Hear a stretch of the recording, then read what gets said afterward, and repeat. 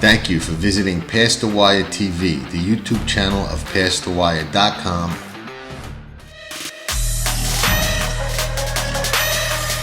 And more spirit takes over coming past the wire.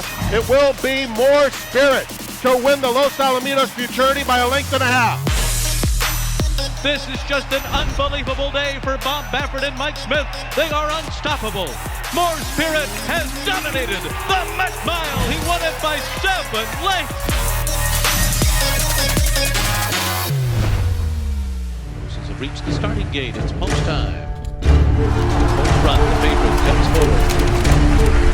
And they're into the stretch. Cold Front put to the 10. Cold Front does it again. Firing the field of the Amsterdam. We are back with another episode of Racetrack Tales with my good friend Raymond DeStefano, or DeStefano, whatever way you want to say it. It's the same guy. Today, well, when we moved to Italy, it was like Americanized to DeStefano. So we just went when my parents Americanized it, and I just went with the flow. Yeah. There is a Jerry Grody autograph or two on eBay that I question the authenticity of. Would that be a reasonable assessment in your opinion? And if so, why? Well, not eBay in this country. If they have eBay in Japan, I would say they float around there a little bit. This is a favorite story, and he's been waiting for this story since we started.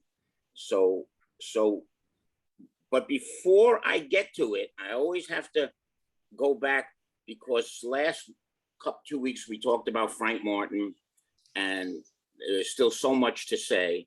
And I got a lot of emails and texts about people, who didn't know him, who knew him, their story. But there's one story that a friend of mine sent me a quick email. I just want to read it, and then we'll go to Jerry Grody. Go ahead. Bobby Thornton was a neighbor. Actually, he was younger than me. He was my younger brother's friend, but he was very interested in horse racing. He lived 2 blocks from Belmont. I lived 1 block from Belmont. And he is enjoying these podcasts, these YouTubes. And he sent me email the other day after the last show. He said, "Raymond, my wife Valerie worked at Manor Fruit Shack on Covert Avenue, where early in the morning she would make coffee for jockeys and trainers who lived in the area on their way to Belmont. One morning on a day off, I went to visit her and to pick up the daily racing form, probably 60 cents then. There she was at the counter talking to this well-groomed older man.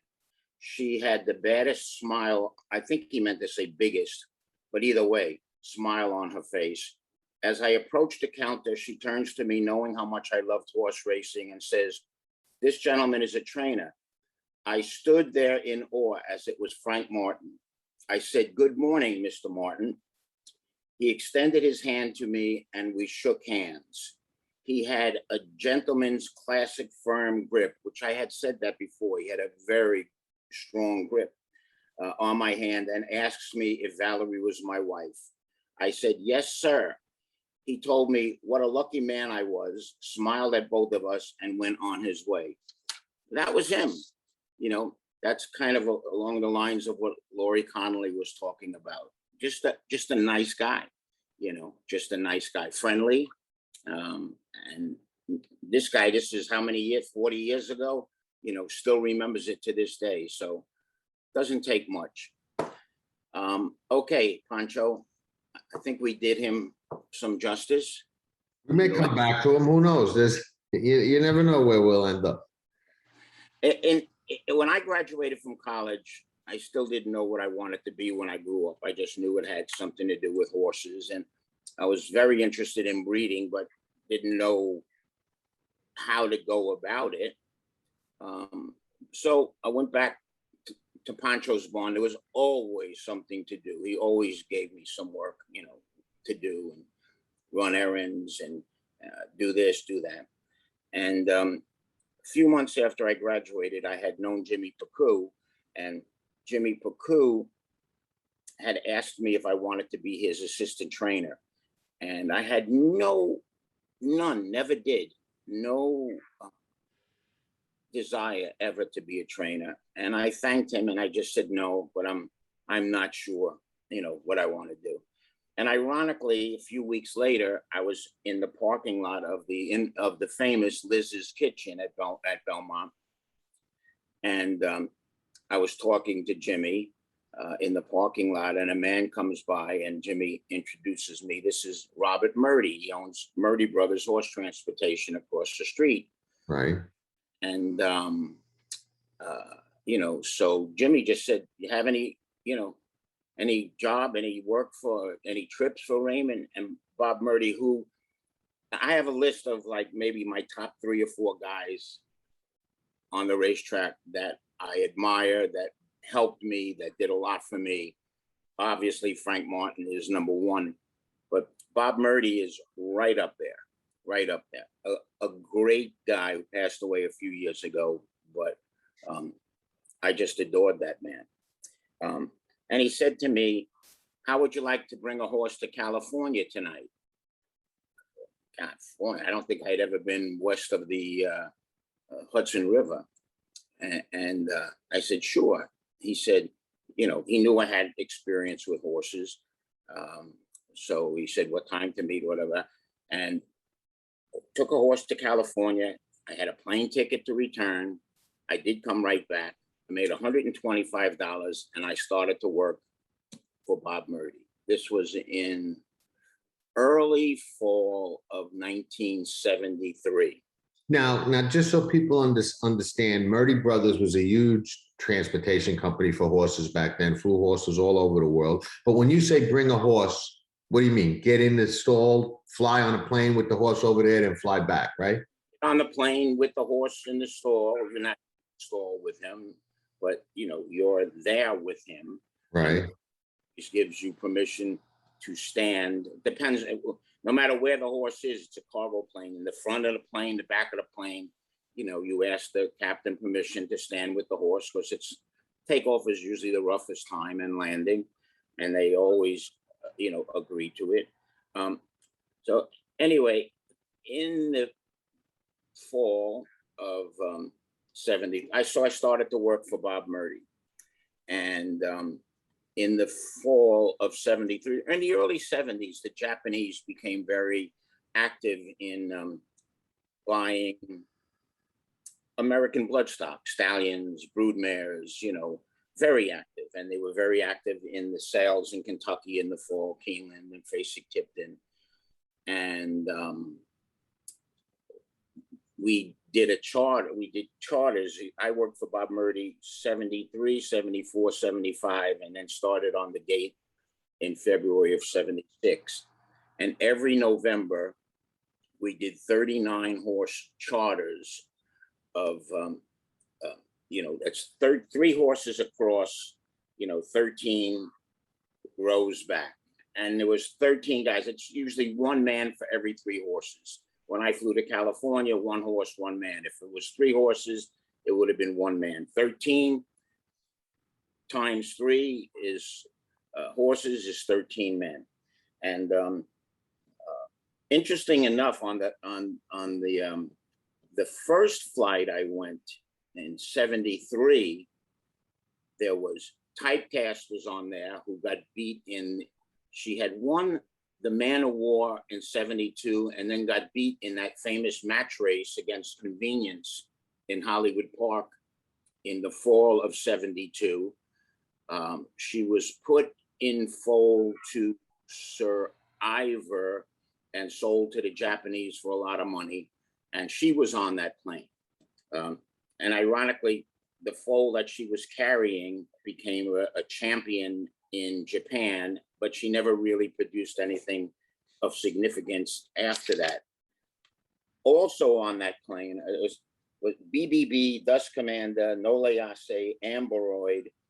And you have to remember, I think BBB was won the Preakness in 72. I'm reading my notes. Beat Riva Ridge. And yes, but Nole Ace was second in the Preakness. Dust Commander won the Derby in 70. Amberoid won the Belmont in 66. But you had BBB and Nole Ace first and second in the 72 Preakness, and they were right next to each other on the plane. And it was a I always thought that they won that race because it was sloppy, and Riva Ridge, was known to dislike the slop, or he probably would have won the Triple Crown. And BBB was a Maryland horse, and I think was used to. I don't think he didn't have to go anywhere. Who knows? But anyway, one of the fellas who used to travel on these charters was named Tom Peavy, who was about my age. We were the two younger guys. And Tom was more of a stocky guy,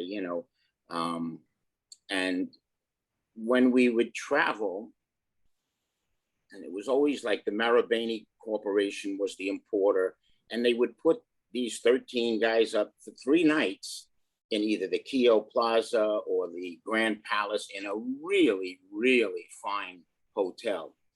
And Tom and I had, similar interests, and we would walk around Tokyo together, and we were in our early 20s, and, fit. And in November of 74, the New York Mets, when we were there, did a tour of Japan, of Tokyo. They played games in Tokyo. So the Japanese love baseball, and it was all over the news. The Mets, everything was the Mets. So Tom and I went to a mall, and just walking around, and I stopped in front of a window. The store had these beautiful Japanese. So this is the end of 74. So they had these 1975 bamboo calendars, little slats of bamboo on string, almost like a Venetian blind, Japanese calendars. And I said, oh boy, they would be really nice, to bring home for some gifts. Let me go in and buy a few for whoever. So I went in the store and with Tom, and spoke not a word of Japanese, nor did the man speak a word of English. But I understood that you had to buy something to get a calendar. They weren't for sale. They were promotional gifts, little giveaways. And I was really disappointed, and there was no way he was going to budge. And a light went off in my head. Just to tell him that we were members of the New York Mets. I just said to him, New York Mets? And he looked at me. And I don't know where the name came just out of my head. I pointed to Tom. Now, Jerry Kuzman was a tall, thin guy. Right. Tom Peavy was not short, but he was stocky. Didn't look anything like Jerry Kuzman. I said, Jerry Kuzman? And I pointed to myself, Jerry Grody. Well, that was the end of that. The guy called people from outside the mall, came in. We were signing autographs, Jerry Grody, for the people. And the guy felt so good that here in his store was Jerry Grody and Jerry Kuzman. And no, in his store was Ray and Tom. I'm sorry? Ray and Tom were in his store. Ray and Tom. Right. This phony Italian kid from Brooklyn and a redneck kid from Kentucky. I left the store after signing 30 autographs, I don't know, 40 autographs. And I left the store with 2 shopping bags full of those calendars that Right. he would sell me one.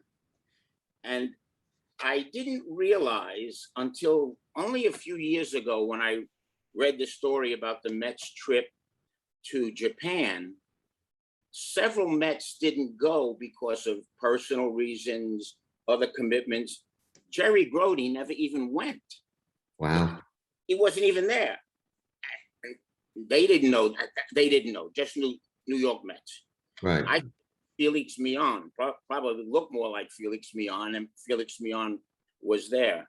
So to this day, I always laugh at how many Jerry Grody and Jerry Koosman autographs are floating around Japan, been traded, been sold, been hanging on walls, and that you've been wanting me to get to that story for a while. Most people find it funny. I've had a few people think that was really deceitful. I still think it was funny. I think it was funny. You know, I mean, no harm, no foul. Those people don't really know. So I don't know. I think it's funny as well. You know, back then, the online trading business and eBay and stuff like that was not even in anybody's dream. So, you know, today I think it would be a little bit different. I think today it probably would have been exposed relatively quickly, because I think a lot of the people that do that kind of trading and buying kind of know what those autographs look like. Somebody would say, hey, he wasn't even there. This is BS, blah, blah, blah. And it probably wouldn't have flied. No, we probably been arrested. You know what I mean? Yeah, but back then, you know, who knew? So I think it's a funny story, and it'd be funny if any of those things actually are on eBay. How many kids Let the buyer beware. If you're going to buy somebody's autograph, you better make sure it's authentic, right? You know, and again, harmless. I doubt any of them were sold, but there's probably a lot up in Grandpa's attic that kids will be going up, and there'll be you know, a story about the Mets, and there'll be Jerry Grody's autograph and in some box, you know, and they'll bring it to school and they'll show their friends. But as you said, no harm, no foul. And now, on another note, okay, and this could be a little, I don't want to say, well, I'll just say what happened. You had I mean, your mementos and your memorabilia are second to none, really, okay? But one of the things that you had or still have, I'm not sure if you sold it or not, that you got on one of these flights or when a horse was coming off a flight, a very, very well-known horse, was a piece of a horse's mane, some hair that you actually lent to the National Museum of Racing, Secretariat. Tell us how Ray wound up with a handful of Secretariat's hair from his mane. I think I have the photo on my phone. I'm going to see if I can bring it up. I don't know. There it is. Yeah. That's in a plastic, what they put hockey pucks in. So right. That was taken off of Secretariat's mane about 3 minutes after this photo was taken. Eddie Sweat walked Secretariat off the plane. I was in the van waiting. I took Secretariat, I put him in the stall, backed him in the stall. Eddie Sweat went back up into the plane to get his suitcase and whatever else. And you know, first of all, I'm standing there. This was the day after his last race. It was, I think, September 29th, 1973. And I guess I was in awe. I mean, here's Secretariat, and I'm standing here just one-on-one for 5 minutes with Secretariat. You know, I wished I could have talked to him, you know. Yeah, I don't blame you. His autograph. Right. I don't have no idea. I decided to, the way they do it professionally, the way the grooms do it, pull the mane where it doesn't hurt. You know, there's a way of doing it where horses' manes are thinned out when they get too thick. And I pulled the mane and got a handful of hair, put it in my pocket, and had it ever since.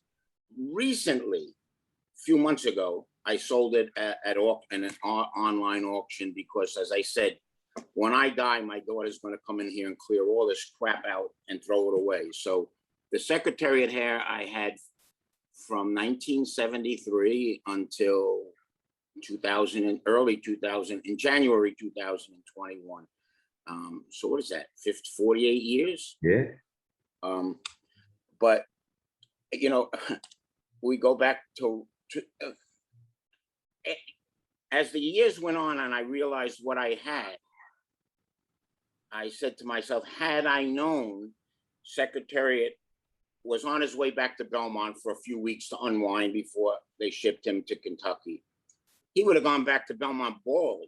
He would have nowhere. I would have taken an empty hay rack that was in the corner of the van, and I would have had all of it.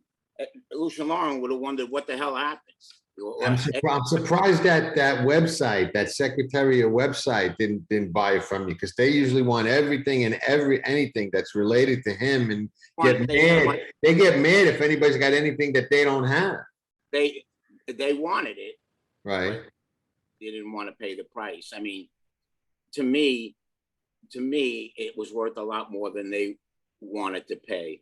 I had a few strands that fell out when I was putting it in that hockey container years ago. And I put the few strands, I mean few, when I say few, I mean 10, 12, and I put them in an envelope. And just to test the waters, I sold them at Leland's 2 years ago. And they brought substantial money. And the reason why, and actually, I don't know, this is the last, I still have some. This is some of it that I put in a plastic thing. I still couldn't get rid of it all, but I had this in this little plastic thing since I had the other in the hockey thing. So I've had that. So I still have a little bit. But the thing about that, you see online a lot, you know, Secretariat hair for sale. But what that hair is people went to the farm when Secretariat was 10 years old, and they got a little snippet from the tail, from the mane, and, you know, and it still goes for good money. What the significance of the hair I got is like a Babe Ruth game-worn hat. Right.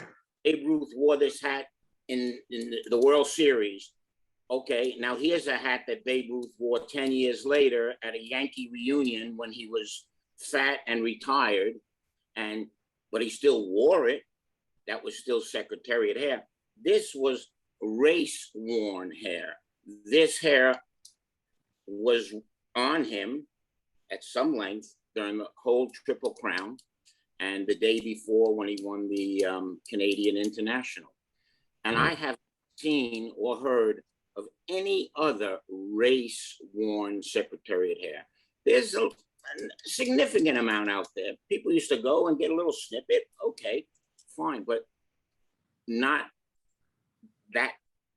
with that significance. Right. So that's a hell of a keepsake or piece of memorabilia, and just part of racing history. Now gone now, because as I said, I was afraid my daughter. So if she ever watches this YouTube, you know, when this is, don't throw away, Bethany. Don't throw this away. Give it to John Stetton. See the guy here on the bottom? Give it to John Stetton. Or invite him up to help you clean out the house.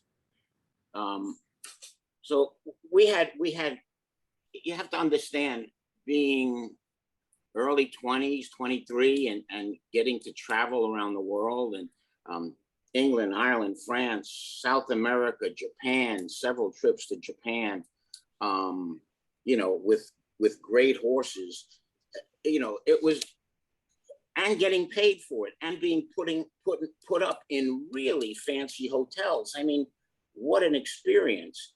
But I have another story. You know, there's just so many stories about fun. We may have to take this another week. In the trip we took in November of '75, this was my last trip, because a few months later, I got the job on the starting gate. Right. And take the horses to Hokkaido, an island north Japan. where all the breeding farms were. And then we used to take the plane. Once we took the plane to Osaka, and then a bullet train to Tokyo. It was like the beginning of the bullet train era, just for the experience. But on the plane coming back in October, November, and in the fall of '75, Wajima was a 3-year-old. He ended up being champion, 1975 champion. He was syndicated in the fall for, I think, $6 million, which is like $32 million today. One of his own, it was East-West Stable, so there was a Japanese component to his ownership. And he had his last 2 races, he finished second in the Woodward, I think the Forgo, and second in the Jockey Club Gold Cup. I don't remember to who, maybe that was Forgo. But he still was horse of the year. And well, maybe it was champion 3-year-old, but he was the champion. And on the plane coming back from Japan, right after his last race, there was a big guy sitting in a seat, but in a kimono, and a businessman next to him. They were talking. What a strange combination. The guy was in a suit and tie. So I never was shy. I just went up to the guy, and he did speak English. And I said, "Is he someone, famous?" And he said, "This is the champion sumo wrestler, Wajima." The guy named, I got more pictures here, the guy that they named the horse after. So here's a postcard that I got of Wajima in Japan after I met him. This is, I don't know, a painting of him, a picture of a painting. And here's my favorite picture of me sitting next to Wajima, the man, right? He loved my Mickey Mouse shirt, loved it, and I wanted to give it to him, but it wouldn't have even fit over his arm. Right. But he got such a kick out of that, so I got a chance he found it fascinating. He didn't even know about the horse, but through the interpreter, I told him that there was a horse in America who will probably be champion this year because he is maybe the best horse in America. He just finished racing, and he's been retired to stud. And when the interpreter explained what that meant, he had a big, big smile on his face. The horse was going to stud, was going to have a lot of girlfriends. So it was just such a coincidence that Wajima was hot and this guy was on the plane. So, we talk about me being in the right place at the right time all these times. That was just, but I think he got a kick out of me. I really think he got a kick out of me. I'm sure he did. I was going to say little guy. It really wasn't that little. I wasn't big, but to him, I was. Next to him, everybody's little. And the Mickey Mouse shirt was, I think that solidified our friendship. What do we got for next week? Where are we going next week? Want to more about flying, I have more stories. All right. About Dahlia, about the Shah of Iran. Okay. 3 years before the revolution. Okay. So, look, I every time I thought of something, I'd write it down, and I'm saying to myself, we're not going to get all this in. So if you want to end it here, and we'll go back and finish up next week. Yeah. I think that's better. There's some very good story. King Kong, the Shah of Iran, or just leave it at that. All right. King Kong, the Shah of Iran, and more flying. That horrific crash on Rockaway Boulevard in I think June or July of 75 that I remember that. I remember that. is a, and boy, did I get lucky. But we can't stop it. We'll stop it here for this week. But we'll pick up next week with more transportation. And then, about Dahlia, about working with Dahlia, which was one of my greatest honors. And my experience with Ruffian, but I didn't know Ruffian. I only met Ruffian for a few hours right after the. We'll do Ruffian, because that's also a significant part of history, racing history, that I think will be a great video. I want to do Dahlia because Dahlia is Dr. Fager, probably my favorite. I'm not saying the greatest horse of all time. I said, I cannot say that Dr. Fager was not the best horse I ever worked with. And, arguably the fastest. And so Dr. Fager was my favorite, and Dahlia was my favorite. Maybe not the best, maybe the best, but I want to talk about my experience with her and how lucky I was to have, spent some time with her. Anyway, and I want to say this real quick. Jonathan lost his sweet. Jonathan is a dog lover, and his girlfriend Jean, and they have 6 dogs. And there was one that they rescued, a female dog that had a tough life, and they gave her the respect and the love that she deserved for the last few years of her life.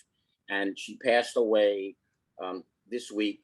And as I told Jonathan, you either understand, which I do, obviously you do, or you don't understand. Some people say it's just a dog.